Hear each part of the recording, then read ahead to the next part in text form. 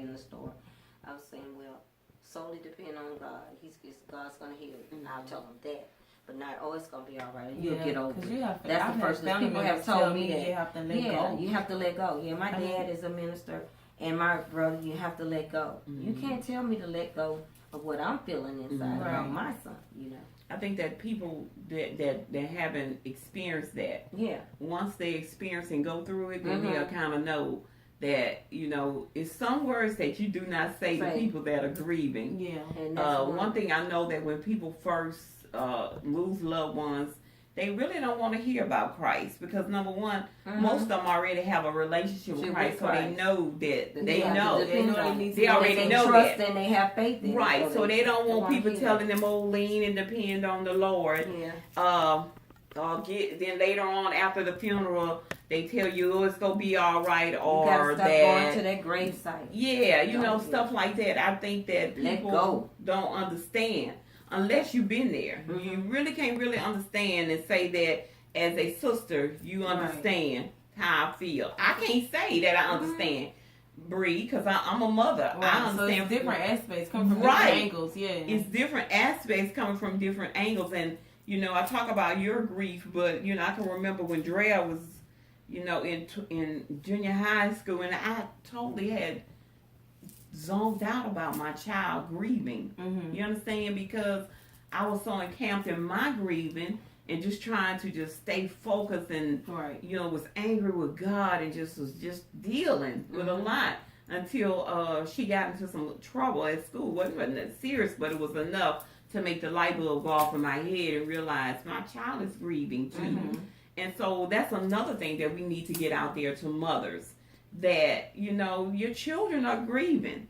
If you have other children in the household that are the brothers or the sisters of the, you know, or they done lost their dad, or they done lost their brother, or they done lost their sister, you know, you got to recognize those signs and know that they're grieving, you know, and we as mothers, we have to kind of try and recognize that, you know what I'm saying? You have to. But it's really, it's a hard thing for family members to understand, for friends to understand and say, you know, oh, you'll be all right. I can remember that I would go with my sister and we would just be riding and, you know, we'll go get a drink.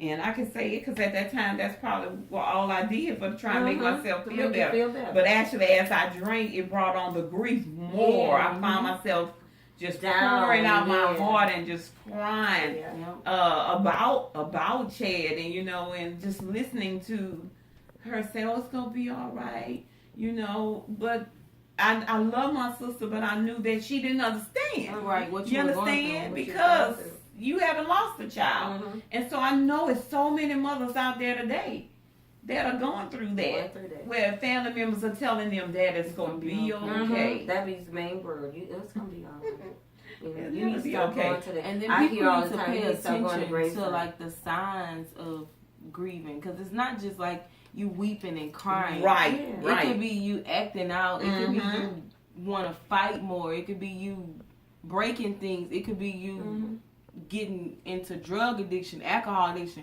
Those are all signs of grieving. It's not just you weeping and crying. Exactly. It's different. And you know what? I've noticed that with me, particularly, my temper has gotten worse. Like from 2013 to 17, it's like I have a short fuse. Right. So it's like if anybody say anything or they do anything that I feel like is disrespectful, or me verse 13, I could just, you know, okay, well, she didn't mean anything by it. But now it's like, okay, don't play with me. Right. Yeah. So it's like I'm snapping back. 13, I was just, you know, humble. That's why I said I'm trying to get myself back to how I was. Because now you realize that that's a part of your big transition. That's a wall that you put that up. you build. I guess it's somewhere like a defense. It's like you don't trust people. You know, everybody's not for you, so you feel like you have to be like, don't do that or don't play with me. You know, right. And then too, a lot of times I find that you find yourself not getting into relationships because you think that person is going to leave you. Or you put and you don't want to go through that. You know, it's a different type of, you know, pain you're gonna feel. Right. But you don't want to go through that. But you just don't want to experience that separation again. Right. Yeah. Yeah. That is so true. Wow. It's really real, and it's something that needs to be said and talked about in the Black community, because one thing about it is that we grieve different from the Caucasian community. You do.